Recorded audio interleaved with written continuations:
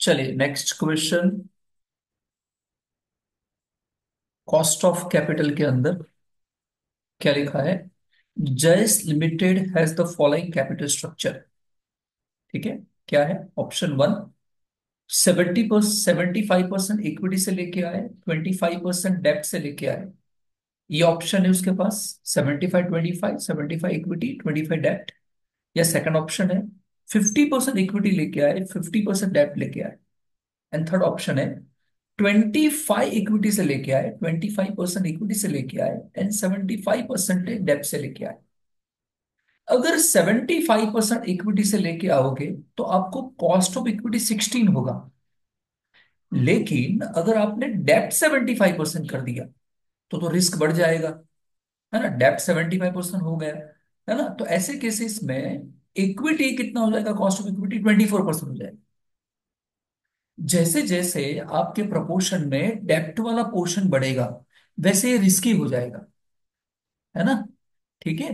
तो डेप्ट देने वाले लोग क्या सोचेंगे कि भाई ओनर का खुद का इन्वेस्टमेंट 25% है और आपको हमसे यानी डेप्ट के पैसे चाहिए 75। है ना? तो ऐसे केसेस में डेब्ट का कॉस्ट भी बढ़ेगा, इक्विटी का कॉस्ट भी बढ़ेगा। ठीक है। अगर 75-25 रखा तो इक्विटी का कॉस्ट कितना होगा? 60। ये कितना होगा? 12। और अगर मान लो दोनों 50-50 रखा तो कॉस्ट ऑफ इक्विटी होने वाला है 18 एंड कॉस्ट ऑफ डेब्ट होने वाला है 14। अब करना क्या है? टैक्स रेट 30 है। आपको सजेस्ट करना है कि इन तीनों में से ये हो कि ये हो, इसमें से कौन सा बेस्ट कैपिटल स्ट्रक्चर होगा। ठीक है। तो वही बेस्ट कैपिटल स्ट्रक्चर होगा जहां पे ओवरऑल कॉस्ट ऑफ कैपिटल यानी weighted average cost of capital कम आएगा। तो ये हमको फाइंड करके बता देना है। ठीक है। चलिए ये क्वेश्चन पूरा याद रखेंगे। अब मैं कैलकुलेशन करने जा रहा हूं। ठीक है। चलिए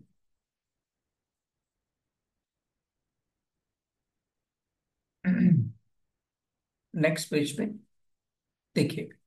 ऑप्शंस, तीन ऑप्शंस थे हमारे पास। Source of finance, weight, after tax cost. यहां जो हमको कॉस्ट चाहिए वो टैक्स के बाद वाला चाहिए। एंड ये आपका आंसर आया weighted average cost of capital. And side में हम यहाँ कर देंगे working. Option one, option one हो, टू हो कि थ्री हो, दर एक ऑप्शन में सोर्स ऑफ फाइनेंस दो ही है। एक तो कौन है? इक्विटी सोर्स है। एंड दूसरा क्या है? डेब्ट है। डेब्ट में कुछ भी हो सकता है। ठीक है। तो यहाँ पे भी मैं क्या लिखूंगा? इक्विटी लिखूंगा एंड डेब्ट। यहाँ पे भी क्या है? इक्विटी है एंड डेब्ट है। ठीक है। सीधे सीधे लिख दिया, सिंपल था। वेट कितना है?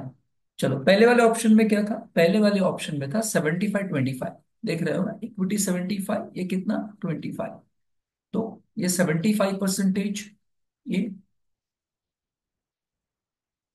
है ना? ये 75%। ये 75% का मतलब कितना होगा? ये 75, 100 पे 75 ना।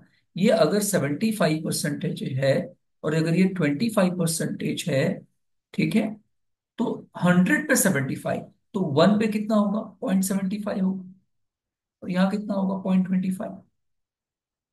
इस तरीके से उनका प्रपोर्शन, इनका प्रपोर्शन यानी वेट कितना हो जाएगा? वन। समझ गया ना? इस तरीके से उनका वेट कितना होगा बेटा? वेट हो जाएगा वन। प्रपोर्शन हो जाएगा one. After tax cost, equity का कॉस्ट कितना था? यहाँ पे देखो 16। और यहाँ पे कॉस्ट ऑफ इक्विटी में आपको आफ्टर आफ्टर टैक्स नहीं करना है, लेकिन कॉस्ट ऑफ डेट में आपको आफ्टर टैक्स करना है। ठीक है। यहाँ है 12 और 12% प्री टैक्स है। तो करेंगे क्या? यहाँ तो 16 ही लिख देंगे। लेकिन यहाँ हम 12 नहीं लिखेंगे क्योंकि ये आपको जो कॉस्ट दिया है क्वेश्चन में वो प्री टैक्स है। तो यहाँ हम फाइंड कर लेंगे। इंटरेस्ट कितना पे कर रहे थे?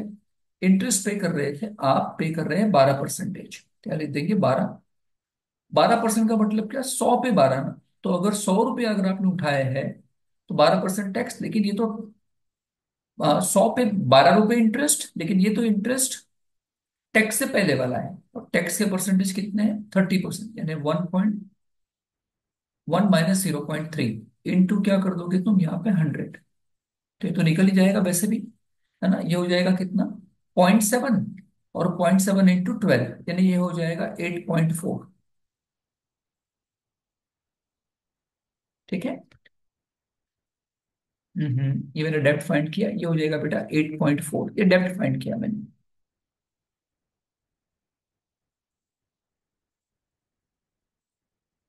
ओहो गलत लिख रहा हूँ, यहाँ नहीं लिखना है बेटा, यहाँ लिखना। यहाँ हो जाएगा 8.4। अब क्या करना है तुमको, 0.75 इंटू दिस, तो आपको वेटेड एवरेज कॉस्ट मिलेगा, है ना। 0.75 इंटू 60, ये बेटा हो जाएगा 12%। ठीक है। एंड 0.25 इंटू 8.4, ये हो जाएगा 2.10। तो आंसर आया 14.10% weighted average cost of capital, है ना। इक्विटी का आ रहा था 12, डेब्ट का आ रहा था 2.10, वेटेड एवरेज दोनों को प्लस किया, कितना आया 14.10। अगर आपने इक्विटी 75 और डेब्ट 25 लिया तो इस तरीके से कॉस्ट आएगा। दूसरे ऑप्शन में क्या था, 50-50। तो यहाँ कितना बोला है, क्या 50 यहां से लोगे, 50% यहां से लोगे, 50% यहां से लोगे। इसका मतलब तो ये हुआ कि अगर आपके पास 1 रुपया है तो 50 पैसे तुम यहां से लेके आओगे, and 50% you are taking from debt. चलिए कॉस्ट कितना बताया था, अगर दोनों 50-50 करेंगे तो इक्विटी हो जाएगा 18, ये हो जाएगा 14, ये हो जाएगा 18, बट वो होगा 14, लेकिन 14 कौन सा था, टैक्स से पहले वाला था। 14% 100 पे, टैक्स कितना था, 1 - 0.3 इंटू क्या कर दोगे तुम, 100। ठीक है बेटा, तो ये आ जाने वाला है 9.8, 9.8। क्लियर। नाउ 18 इंटू 0.5, ये 9 हो जाएगा, आधा हो जाएगा, ये भी आधा ही हो जाएगा, है ना। तो ये आधा कितना होता है, 4.90। इन दोनों को प्लस करेंगे, 13.90। देख रहे हो, अगर दोनों आप 50-50% लेके आते हो तो आपका weighted average cost of capital कम हो रहा है, 13.90 हो गया, पहले 14.10 था, अभी 13.90 हो गया, देखो, है ना। तो इक्विटी को कम करने से, 75 इक्विटी था, जिस समय कितना किया 50, तो इक्विटी को कम किया और डेप्ट को बढ़ाया, तो मेरा कॉस्ट कम हो रहा है। और एक ऑप्शन है, कौन सा है, 25-75। इक्विटी में कितना कर दूं, 25, और डेप्ट कितना कर दूं, 75। तो अगर I am taking 1 rupees from the market, so taking 0.25 from equity and 0.75 from डेप्ट, in that case the cost will be 24 and 18। तो यहाँ 24, यहाँ 18 डायरेक्ट नहीं लिखूंगा, फाइंड करूंगा 18, 1 - टैक्स। ठीक है, तो ये हो जाने वाला है 12.60, ये हो जाएगा 12.60। मल्टीप्लीकेशन 24 इंटू 0.15, 0.25, 1/4 कर देना है उसका, तो 6, और ये हो जाएगा 9.45, तो 15.45 हुआ। ठीक है, अभी देखो और मैंने क्या किया, मैं क्या देख रहा था, मैं ये देख रहा था कि 75 से अगर तुम अगर 75 से तुम अगर 75 से इक्विटी 25, 75 से इक्विटी 50 करते हो, है ना, तो आपका कॉस्ट कम हो रहा है, देखो 13.90 या 14.10 था। तो मैंने कहा एक काम करो, 50 से मैं और कम कर देता हूँ 25, और डेप्ट और बढ़ाता हूँ 50 से 75। तो क्या होता है देखो, तो फिर ऐसे केसेस में कॉस्ट बढ़ गया है, 15.45 हो गया, यहाँ 13.90 था, यहाँ कितना हो गया 15.45। इसका मतलब तो ये हुआ कि हमारे लिए बेस्ट सिचुएशन कौन सी होगा, है ना, कौन सा कैपिटल स्ट्रक्चर एडॉप्ट करना चाहिए, कौन सा कैपिटल स्ट्रक्चर एडॉप्ट करना चाहिए, जहां पे weighted average cost of capital, जहां पे weighted average cost of capital सिर्फ कॉस्ट नहीं देखा जाता, इसके सामने कितनी अमाउंट ली है वो भी देखा जाता है, इसे बोलते हैं वेटेड एवरेज। तो जहां पे weighted average cost of capital कम आएगा वो हम करेंगे, और ऐसे केसेस में ऑप्शन सेकंड जो है वो बेस्ट है, क्योंकि यहाँ पे वेटेड एवरेज कॉस्ट कितना है, 13.90। क्लियर है बच्चों। ठीक है, ये आपका क्वेश्चन हो गया सर, क्वेश्चन नंबर 6।